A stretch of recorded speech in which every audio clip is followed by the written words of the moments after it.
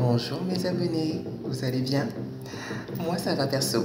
Et aujourd'hui nous allons aller ensemble dans une galaxie très lointaine, la galaxie Star Wars, dédiée au héros Mando et son petit extraterrestre bien-aimé, Grogu. Bon voilà. De plus près, voilà. Donc, pour parler de cette saison 3, en gros, je l'ai assez appréciée.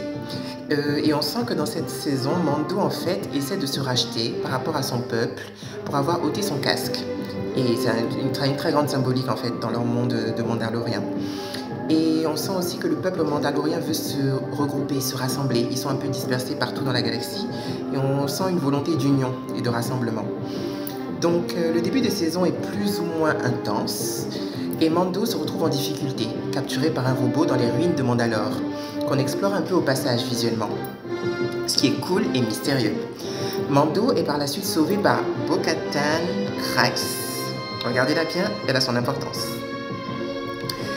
Qui prend clairement justement de plus en plus d'importance en tant que leader des Mandaloriens et qui doit les rassembler, etc. avec son sabre noir et le sentiment patriotique. Donc certes, il paraît que Bo-Katan Kryze a son importance, je crois dans les comics et tout ça, mais quand même, on est dans la série de Mando. Donc le fait qu'il se fasse voler la vedette par elle, ça m'a fait un peu bizarre au premier visionnage. Ça me faisait un peu bizarre parce que c'est quand même sa série en fait. Et elle est plus en avant, de plus en plus en avant. Le sabre, c'est limite la reine en fait, de Mandalorian en fait. Et lui, je me demandais quel rôle il joue au fond, s'il est en mode retrait. Ça faisait un peu bizarre. Pour poursuivre, le passage de la chanteuse Lizzo, que vous connaissez je pense, dans un des épisodes était pas mal. J'aime bien ses chansons. Bon, pour en revenir à Mando, disons que c'est ma curiosité et l'apparition de Moff Gideon en tant que méchant qui m'ont poussé à aller vers la fin de la saison, qui est pour le coup bien plus épique, clairement. Que ce soit le combat sacrifice d'un des Mandaloriens face aux soldats rouges de Moff Gideon, ou encore les vaisseaux à gauche et à droite, le combat aérien des Mandaloriens et des clones, Grogu qui est coincé avec les soldats rouges, Mando contre Moff Gideon. Tout ça, clairement, je pense qu'on est clairement bien servi en tant que fan de Star Wars en mode epicness, franchement, clairement. Donc en gros, j'ai passé un bon moment, personnellement, devant cette série, que je viens juste de terminer.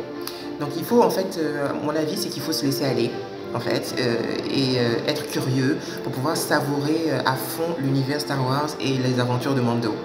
Donc malgré son côté secondaire. Mais peut-être que c'est fait exprès aussi, parce que c'est un outsider, en fait. Il est toujours un peu à part dans ses missions, et donc peut-être que quelque part, ça va avec la logique du personnage. Donc je pense qu'il doit y avoir une certaine logique, je pense. En tout cas, mon avis, pour cette série de Mandalorian saison 3, ma note c'est 7 sur 10 parce que j'ai passé un bon moment globalement. Mais il faut rester curieux pour aller jusqu'au bout. Qu'est-ce que vous en avez pensé? Est-ce que vous avez aimé? Est-ce que vous n'avez pas aimé? Est-ce que c'était plus ou moins? Est-ce que c'était bof? Qu'est-ce que vous en avez pensé de Mandalorian saison 3? Dites-le moi en commentaire. Bien sûr, au passage, si vous avez liké la vidéo, le pouce bleu, ça fait toujours plaisir, ça aide ma chaîne.